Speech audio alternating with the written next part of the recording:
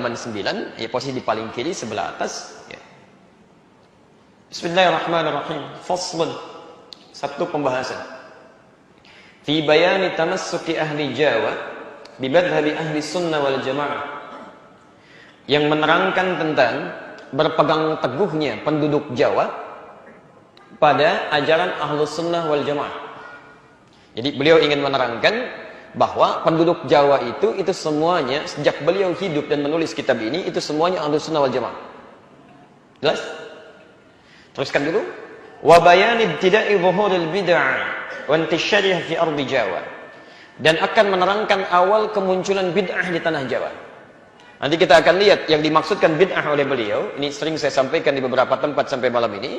Yang dimaksudkan ternyata bukan persoalan fikih yang dibahas di sini. Lebih daripada itu persoalan akidah. Ya, jadi bid'ah pertama itu bukan masalah fikih, masalah akidah. Kata beliau ada bid'ah itu kan sesuatu yang menyimpang, keluar dari tuntunan. Jadi ada aliran-aliran yang datang ke tanah Jawa, keluar dari konsep ahlus sunnah wal jamaah, itu aliran menyimpang. Nggak benar, ya, bermasalah. Kemudian wantisyariha fi ardi Jawa, bagaimana penyebarannya di tanah Jawa? Wa bayani anwa'il mubtadi'in al-mawjudin fi hadzal zaman, sekaligus menerangkan ya contoh-contoh kelompok-kelompok dan tokoh-tokoh ahli bid'ah itu di masa kini. Maksudnya masanya beliau. Masanya beliau. Saya baca langsung ya, saya agak cepat dan mohon izin kalau nanti ada sebagian yang saya lompati untuk menunjuk pada fokus yang kita bahas ya. Karena kalau kita bahas ini insyaallah sampai besok juga nggak kuat gitu ya. Baik. Qad kana muslimul aqtar al-jawiyah fil azman as-salifah al-khaliyah. Sungguh kata beliau, penduduk Jawa itu sejak dulu muslim Jawa itu seluruhnya muttafiqil ara'i wal madhhab wa muttahidil ma'khad wal mashrab. Semuanya kompak. Satu sumber dalam beragama, satu jalan dalam ibadah, mereka semua ahlu sunnah wal jamaah. Saya percepat saja, sampai kemudian ke paragraf yang kedua, di baris yang pertama, sampai dengan baris yang kedua, bahkan ketiganya, thumma innahu hadatha. Kemudian terjadilah, thumma innahu hadatha. Kemudian terjadilah fi amin alfin wa thalathimi'atin wa thalathina hijriyatan, pada tahun 1330 Hijrah. Ya. Tahun 1330 Hijrah. Saya ulang. Sekarang tahun berapa? 1438. Nah, berarti kalau 1438 dikurangi 1330 keluar 108 tahun. Jadi ibu dan bapak sekalian, teman-teman, kata beliau 108 tahun yang lalu dari sekarang ya. Beliau kisahkan tiba-tiba innahu hadatha fi 'ami 1330 hijriyatan ahzabun mutanawwi'ah. Muncul kelompok-kelompok, aliran-aliran, pemikiran-pemikiran yang tidak jelas. Bukan kelompok biasa, tapi sudah membawa nilai-nilai agama di dalamnya. Ya, sudah membawa nilai-nilai agama di dalamnya. Jadi kata beliau tanah Jawa tadinya semuanya baik, ahlus sunnah wal jamaah, tiba-tiba muncul aliran-aliran yang meresahkan, berbeda dengan konsep ahlus sunnah wal jamaah, mulai menyimpang dia. Ya. Pelan-pelan. Wa ara'un mutadafi'ah, bahkan muncul pendapat-pendapat yang saling bertolak belakang, melahirkan banyak persoalan-persoalan. Ya. Wa aqwalun mutadharibah, bahkan tidak sedikit kemudian dari pendapat-pendapat itu melahirkan singgungan-singgungan fisik. Ya. Itu tidak mudah. Tayyib. Ingat betul ini ya.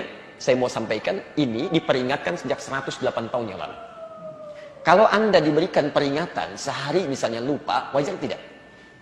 Wajar. 2 hari masih lupa, wajar tidak? Wajar. 3 hari masih lupa, wajar tidak? Anda dikasih peringatan 108 tahun, masih lupa juga, Anda butuh berapa tahun lagi? Nah, sekarang ada peringatan yang berlangsung sejak 108 tahun. Ya, ada hal-hal yang menyimpang dalam kehidupan kita, kata beliau. Diingatkan 108 tahun masih ada juga. Ini sebetulnya perlu cara apa lagi untuk mengingatkan? Saya cepat ya, saya cepat dulu. Pertama, apa saja aliran itu ya? Apa saja aliran itu? Ini sering saya sampaikan bagian pertama ini, tapi mohon izin untuk kami tegaskan kembali untuk menguatkan ya, untuk menguatkan. Baik. Di halaman ke-10, paragraf yang ketiga, baris 1 sampai dengan 3. Kalau Anda menghitung langsung, paragrafnya bisa yang kedua. Tapi kalau pecah bisa yang ketiga. Baris 1 sampai 3, posisi paling kanan sebelah bawah. Wa minhum rafidhiyyun. Di antara aliran yang menyimpang yang disebut oleh beliau bid'ah ini yang datang ke tanah Jawa. Ya, wa minhum, di antara mereka rafidhiyyun adalah aliran rafidhiyyun. Rafidhiyyun. Ya. 1 rafidhiyyun. Kita turunkan katanya sehingga dipahami betul ya. Saya tidak terlalu senang kalau Anda menghafal sesuatu tapi tidak paham isinya. Ya. Rafidh ini menunjuk pada orang. Asalnya dari kata rafadha, yang menolak dengan keras. Ya. Bukan sekedar menolak, tapi kadang-kadang ada celak di situ. Ada amarah di situ. Itu rafadha namanya. Rafud, anak arfud, saya nolak, tidak bisa. Sambil mengecam, bisa. Itu rafadha. Kalau cuma nolak saja, tapi misal tidak disertai dengan unsur-unsur yang menjelekkan, melecehkan gitu ya, itu bisa disebut dengan radda. Ana aruddu hadza, saya tolak, saya enggak mau. Tapi kalau rafadha tidak, tolak sambil keluar nih kata-kata yang tidak enak. Kadang secara fisikal. Ya. Sifatnya disebut dengan rafidah. Rafidah. Orangnya disebut dengan rafidh. Rafidh. Kalau kemudian dijamakkan banyak, tidak hanya satu, maka dijamakkan tambah waw dan dengan dun di ujungnya. Jadi rafidhiyun. Ya, orang-orang yang menolak keras. Ya.